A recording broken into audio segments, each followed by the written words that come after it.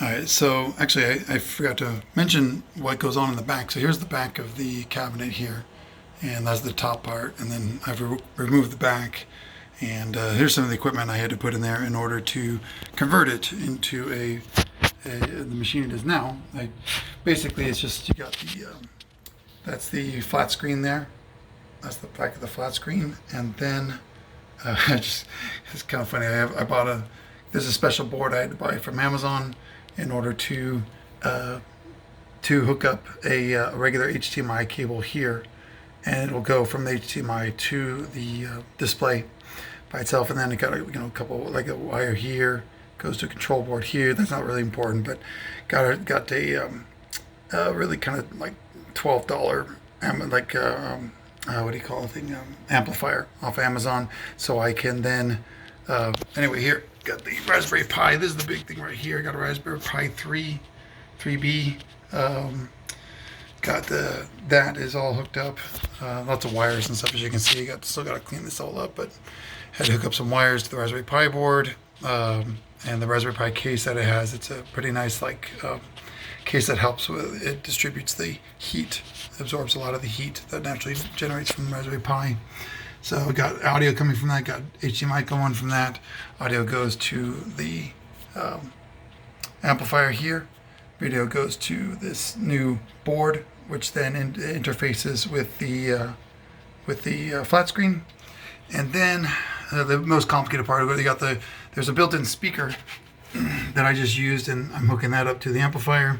And here's all the wiring for all the buttons. That's the most complicated part, I think, is with each of these. You see each of these button sets here. Those are the ones right there. You get the joystick underneath the joystick and the button and stuff like that. That right there, that board, I had to have two of those because those are like a USB interface for all these buttons. You hook up the wires to there, and then that goes from the USB interface right. I can't point, can I? Right there. Yeah. And that goes to the back of the Pi. So the Raspberry Pi has the video and audio coming out. I can't focus here. Come on, focus. Focus. Getting too close or something, it won't focus. Okay. Anyway, then and then it's hard to see, but I got some USB cords coming out of the back there.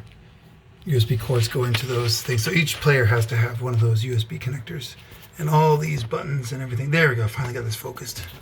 Those have to go into that one. There's another one mounted back here. This is all underneath the arcade controller. There's the other joystick. And, yeah, pretty intense. Pretty intense. A lot of work.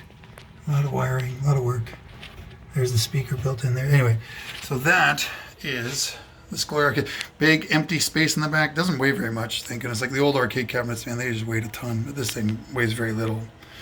And then power cords and everything back there. So I'm glad it's all working now. And I think it's pretty much it. The one thing I'm going to be working on, last thing I'm going to work on is that I want to make it so that I have a control board, a control power that once I switch off the power, the little physical on-off switch on the system there, it will turn off all the power. Like it will trigger power to it'll turn off the Pi, of course. The Pi turns off, but then all this other stuff stays plugged in, stays on.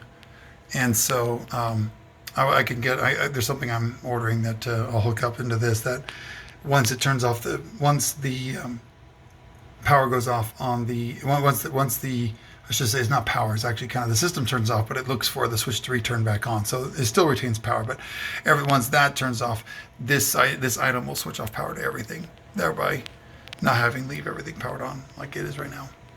That's it. Anyway,